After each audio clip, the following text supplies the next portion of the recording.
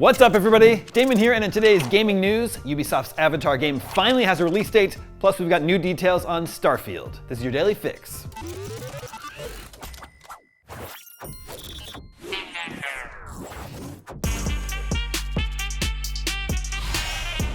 Ubisoft has shared the first real look at Avatar: Frontiers of Pandora. It's a first-person adventure game where players take on the role of a Na'vi trained by the RDA. It's out this year on December 7th. That makes it the latest release date out of the year and currently the only AAA game scheduled for December. Along with a new trailer that finally shares details about Avatar's story, Ubisoft shared a gameplay breakdown that gives insight into Frontiers of Pandora's world. After the RDA leaves Pandora, the unnamed Na'vi rediscovers her homeworld and reconnects with her heritage, learning Na'vi weapons and survival skills and honing them for when the RDA inevitably returns. The gameplay is reminiscent of Ubisoft's other open-world shooter, Far Cry, as players must venture out into Pandora and take down RDA strongholds scattered across the planet. According to Ubisoft, the long-awaited adaptation will include single-player and two-player co-op and is designed to maximize new-gen consoles. That's good to hear because, in my opinion, the footage they showed of Assassin's Creed Mirage does not seem to be maximizing new-gen consoles. Avatar wasn't the only big licensed game Ubisoft showed off today. There was also Star Wars Outlaws coming next year, and that one is much more exciting than Avatar to me, if I'm being honest.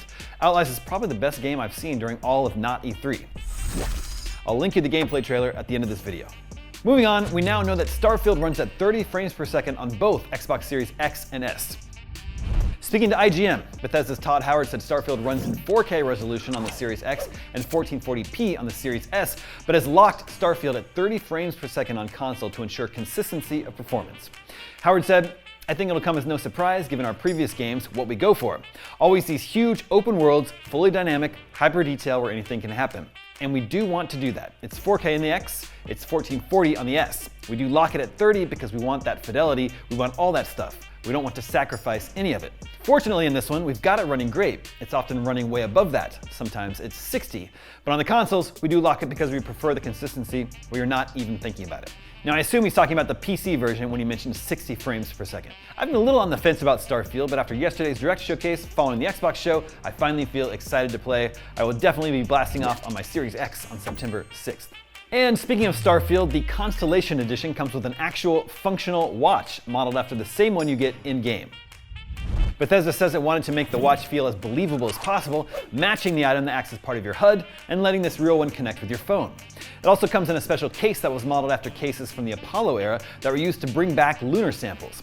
It calls to mind the wearable Pip-Boy that was bundled with collector's editions of Fallout 4, except you don't need to fit your phone into your Starfield watch in order for it to function. The Constellation Edition costs a cool $300. It comes with 5 days of early access to Starfield, as well as a story expansion, digital art book, original soundtrack, and more.